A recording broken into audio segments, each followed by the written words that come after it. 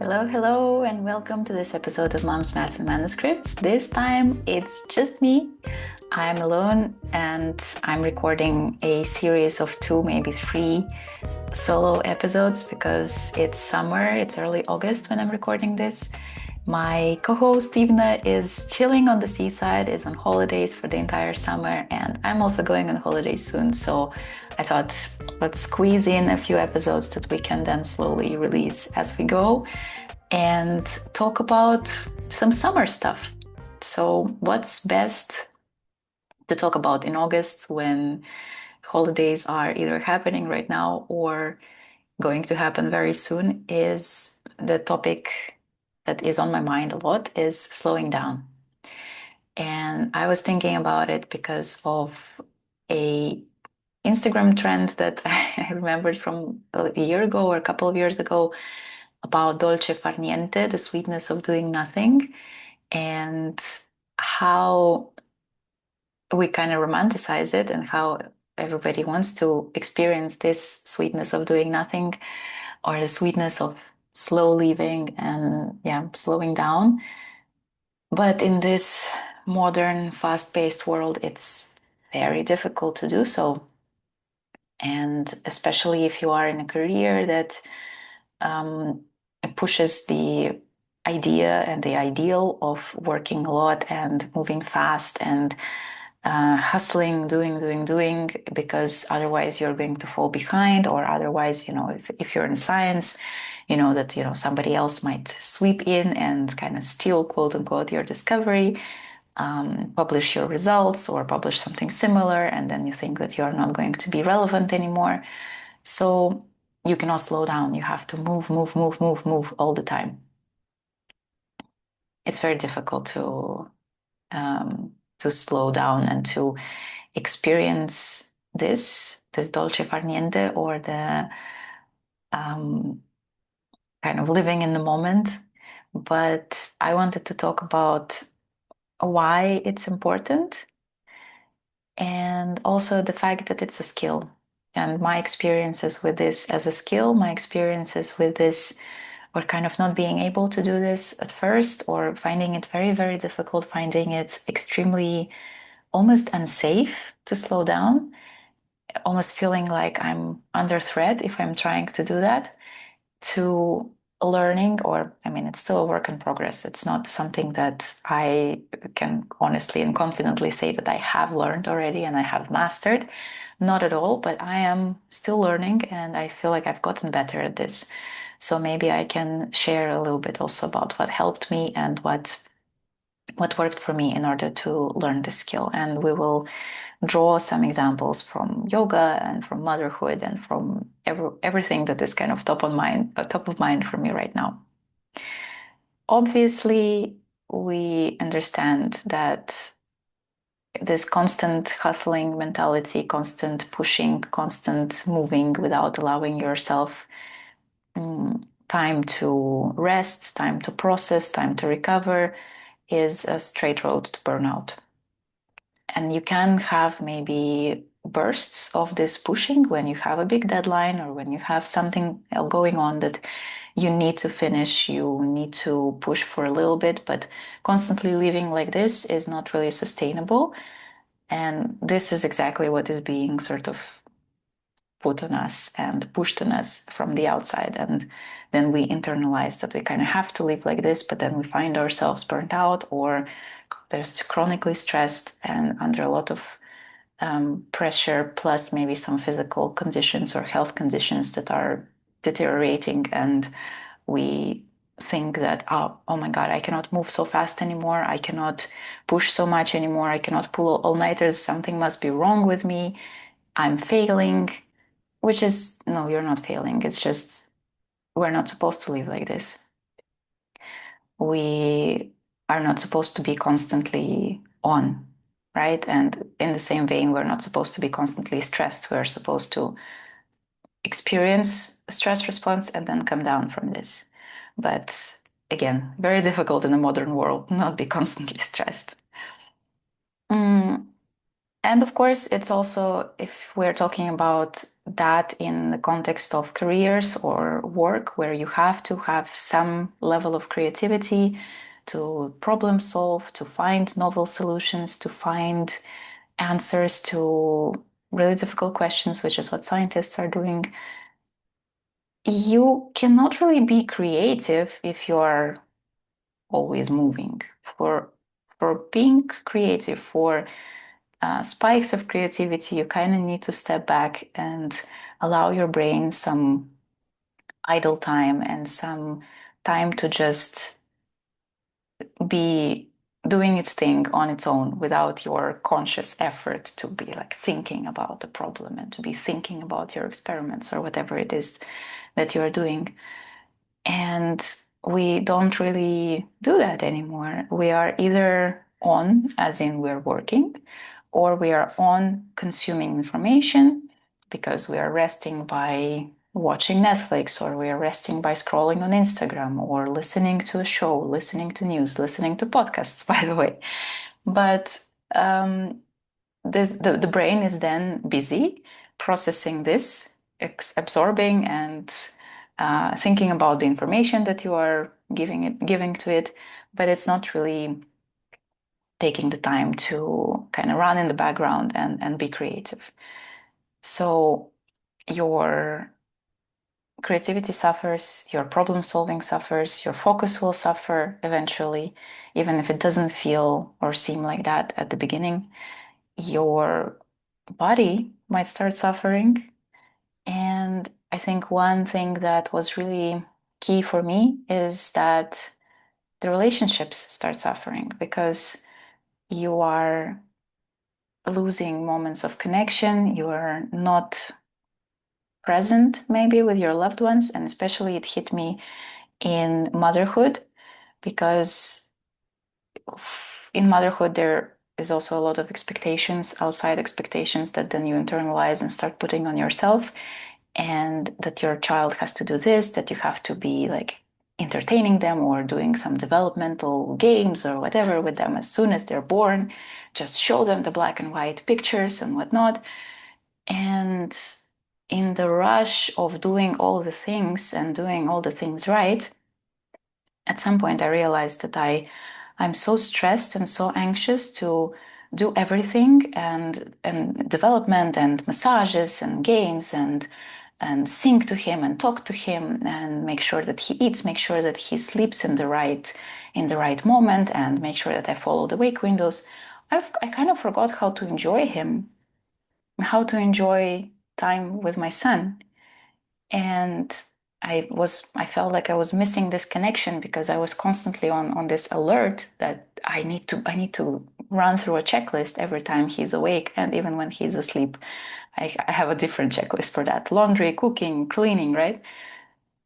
um yeah, so this kind of constantly rushing and never slowing down, never allowing some maybe less important things to fall off, either actually or in my mind. I forgot to enjoy my child. And I felt like I missed some time with him, some just bonding or some connection with him because of this mental checklist and this attempt to do everything and to manage everything, which is, it's a little bit sad. But I think at least I caught myself early enough doing that and I didn't lose, quote unquote, lose that much time. But we might be just doing this without awareness, and we might be rushing without awareness, right? And we might be losing precious moments with friends or with loved ones, with our children, with our parents, and we might be not realizing that. And I guess my hope is that we realize that before it's too late, let's say. Um, I think so. For me, the realization that I'm doing that, it hit me in motherhood, but obviously it was coming also much earlier. And I was feeling that I cannot really slow down. I cannot really enjoy moments of stillness or moments of slowness. I was noticing it even way before, like when I was still in the lab, when I was still working before my PhD and then in PhD, whenever I was on holidays or whenever I was taking some time off, I would still be mentally on and mentally in the lab. And for example, if we would go to, let's say, to have a beach holiday, I would kind of, maybe for the first few days at least, if not the first week, I would go through the motions, but mentally I would still be like, oh my God, what am I missing? Maybe I need to check my emails. Maybe I should have taken some printed out papers and read them on this chaise longue on the beach while I'm tanning or whatever. I cannot afford to waste this time, but I would not bring papers. I would not bring my laptop, most likely. I would not check my emails. I was always making it a point to not have my work emails on my phone. But I would be worrying about it. And this mental loop as well was preventing me from resting and preventing me from enjoying my holiday. And I would feel that it's kind of not safe for me to enjoy and not safe for me to let go of these thoughts and this guilt. And that's why I was not really resting for the first days or maybe a week. And then I would need almost, I would feel like I would need a holiday after holiday, because by the end of my holiday I would finally let go and relax enough to actually start restoring myself and actually start feeling like this rest is working and is restorative. But then it would be time to go home and to go back to work. And I would almost feel like a kind of hangover after a holiday, because I would need a bit more time to actually rest and actually recharge my batteries and feel like, okay, yes, I'm ready to go back to work.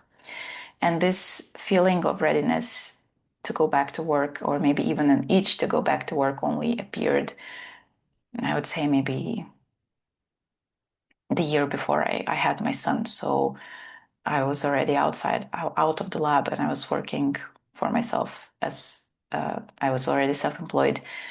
Um, and it's not just because of self-employment or because I was doing something that I was actually enjoying. I think it's just because I kind of learned to let go of the guilt and let go of this inner voice that was telling me, why are you doing this? Why are you relaxing? You should not be relaxing. You haven't done enough. You haven't deserved this, and so on. And I was also noticing this in yoga. It was very difficult at the beginning, it was very difficult to practice slower styles of yoga, like yin or restorative. And I would be moving all the time. Like, for example, if you don't know, in yin yoga, you are kind of traditionally, you're supposed to take the pose and try not to move for the entire duration of the pose, which can be 3 minutes, 5 minutes, sometimes even 10 minutes in like really intense yin yoga classes. And it's so hard. At the beginning, it's so hard. You want to lift your head, you want to look around, you want to start picking at your skin, you want to start removing small dust from your mat or whatever. You want to do something, you want to be doing, because this stillness, again, feels unsafe, feels uncomfortable. But it's in this discomfort that you kind of learn to appreciate it, and you learn to let go and start enjoying it. And I do notice it a lot also in my students. Like sometimes they think, or they tell me even directly that, can we do a faster class because I need to lose weight or I need to tone my body or whatever. Um, it's almost like you think that even your yoga practice has to be productive.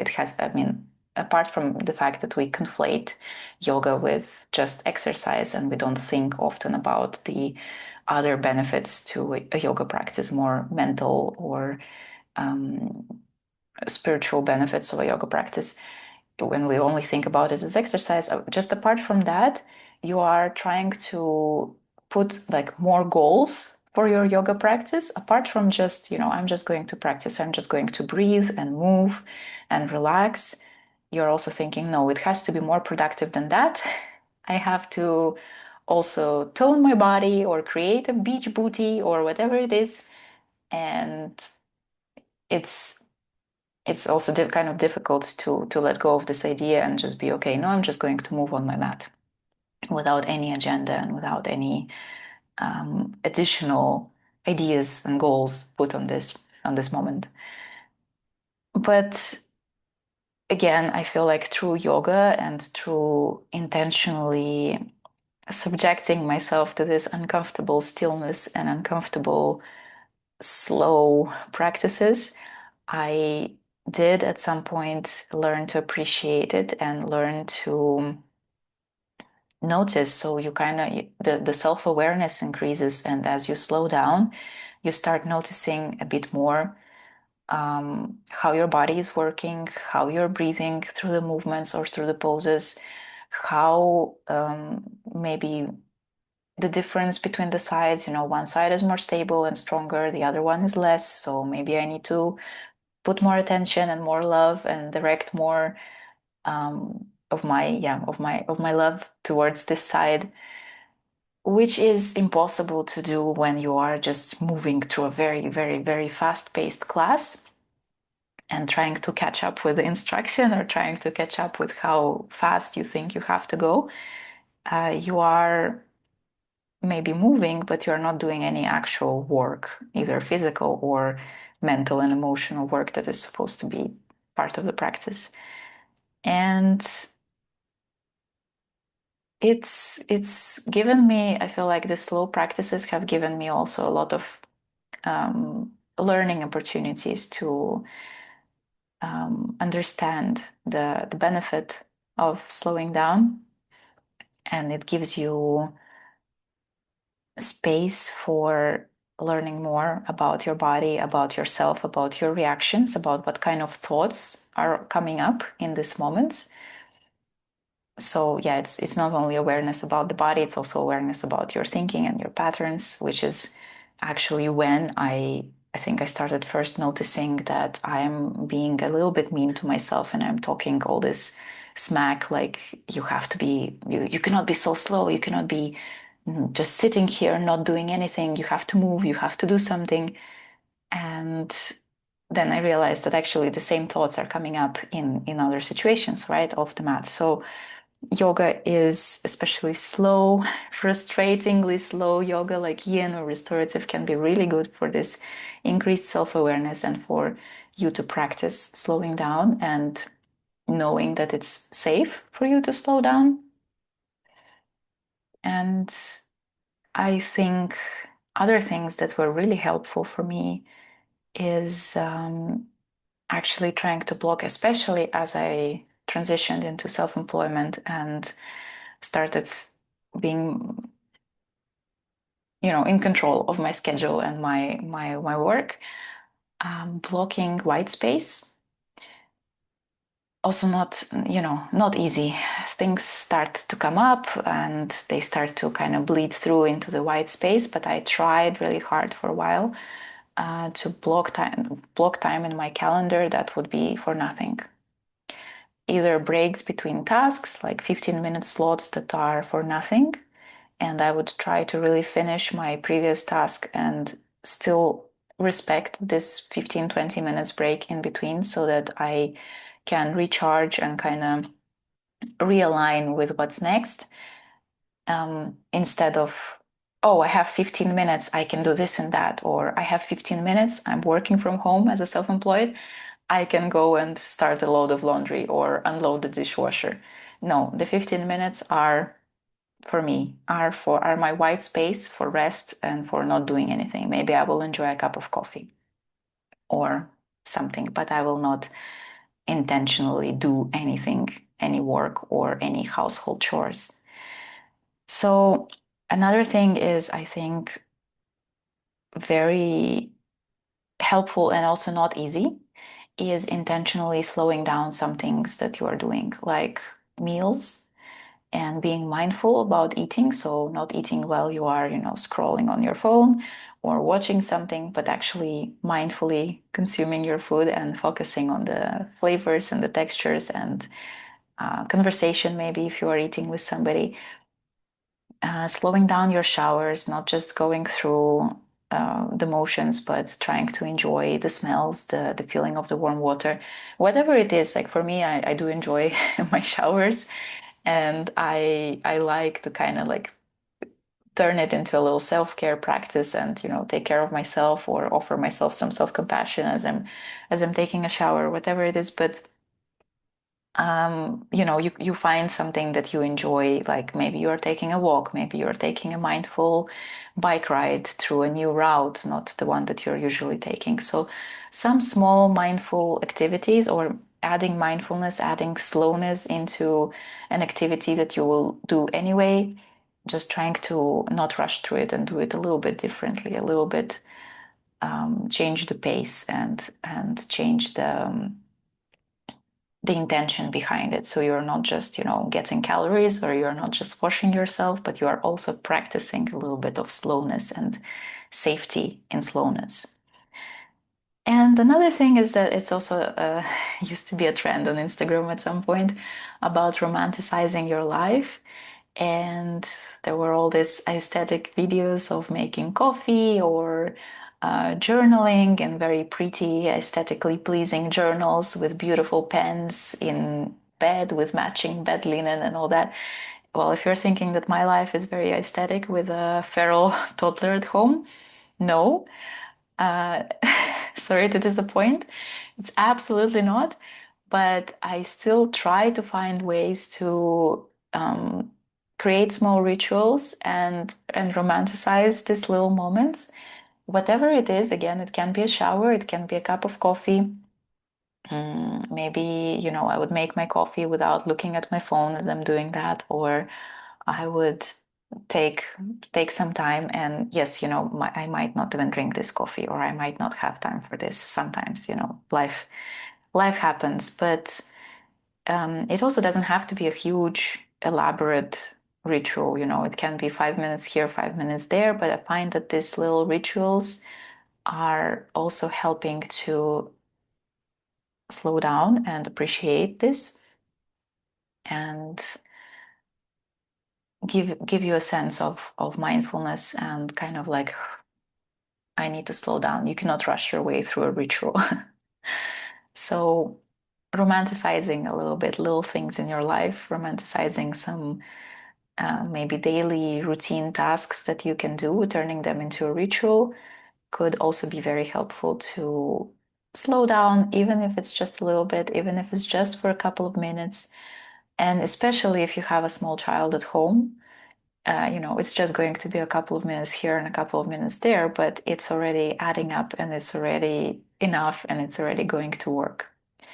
So it's it's definitely a skill, and it's definitely something that was very challenging, sometimes still is very challenging for me, and I am sure that it's very challenging for you.